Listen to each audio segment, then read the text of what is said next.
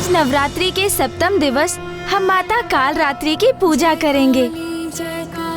माता काल रात्रि अर्थात माता आदिशक्ति की वो रूप जो काल अर्थात मृत्यु को अपने वश में करने में समर्थ है। इस रूप में माता संसार को स्त्री की इच्छा शक्ति का परिचय देती है और ये दर्शाती हैं कि स्त्री शक्ति, भक्ति एवं तपोबल से अपने परिवार पर आए किसी भी संकट को दूर करने में सक्षम होती है, फिर वो संकट मृत्यु ही क्यों ना हो। किंतु माता का काल रात्रि स्वरूप अत्यंत भयंकर भी है।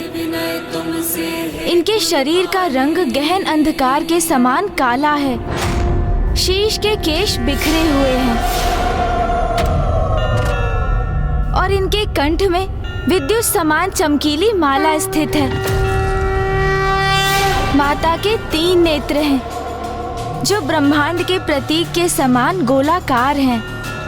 प्रत्येक नेत्र से विद्युत समान चमकीली प्रकाश किरणें प्रस्फुटित होती हैं। इनकी नासिका से श्वास प्रवाह के स्थान पर भयंकर अग्नि के समान ज्वालाएं प्रवाहित होती हैं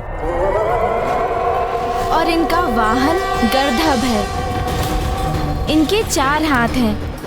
दाहिनी ओर के ऊपर वाले हाथ वर मुद्रा में रहता है और नीचे वाला हाथ अभय मुद्रा में रहता है और बाईं ओर के ऊपर वाले हाथ में लोह कंटक और नीचे वाले हाथ में खड्ग रहता है।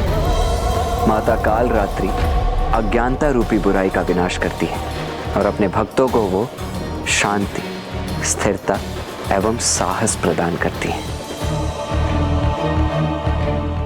स्वरूप से भयंकर प्रतीत होने वाली माता काल रात्रि की पूजा का फल सदैव शुभ होता है, इसीलिए इनका एक नाम शुभकारी भी है।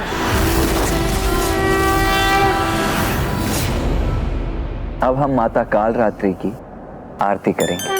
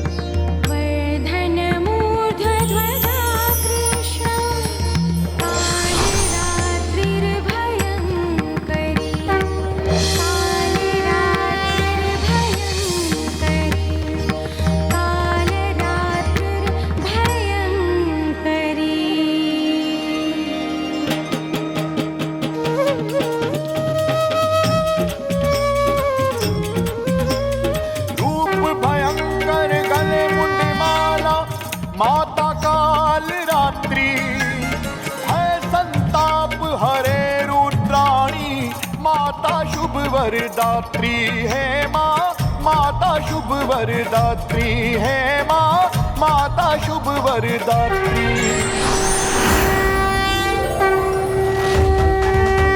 अब तक माता के 9 रूपों की कथा में आपने जाना कि माता ने शैलपुत्री रूप में महाराज हिमावन के यहाँ जन्म लिया, फिर ब्रह्मचारिणी रूप में कठोर तप कर महादेव को वर रूप में पाकर उनसे विवाह किया, फिर चंद्रघंटा रूप में घंटनाद से बुरी शक्तियों का नाश किया कैलाश और अपने स्वामी की कुशलता को सुनिश्चित किया। माता कुष्मांडा स्वरूप में माता ही संसार की प्राण शक्ति होती हैं और उनके स्मित हास्य से ब्रह्मांड का जन्म होता है। स्कंद माता रूप में माता ने कुमार कार्तिकेय एवं गणेश जी को संस्कार प्रदान किए। जिस प्रकार एक नारी अपने गृह में अनुशासन एवं समय का महत्व समय समय पर सबको ज्ञात कराती रहती है, और अपने क्रियाकलापों से सभी को संचालित करती है, उसी प्रकार माता कालरात्रि हमें समय का ज्ञान देकर, समय पर नियंत्रण रखने की प्रेरणा देकर हमें अनुशासित करती हैं। माता के इस स्वरूप का प्रादुर्भाव तो इस कल्प में आगे चलकर होगा और तभी संसार को माता की कथा का ज्ञान भी होगा। किंतु ब्राह्मण देवता, आपने ये नहीं बताया कि माता कालरात्रि के जाप से, उनकी प्रार्थना से कौन सा चक्र जागृत होता है?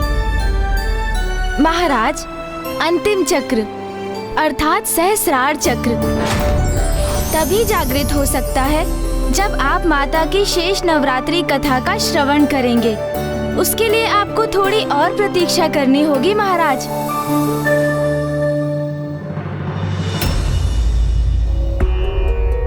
मैं और भैया भी तो उसी समय की प्रतीक्षा कर रहे हैं जब आपके समस्त चक्र जागृत हो जाएंगे और आप समझ सकेंगे कि पिताश्री का काशी लौटना कितना आवश्यक है।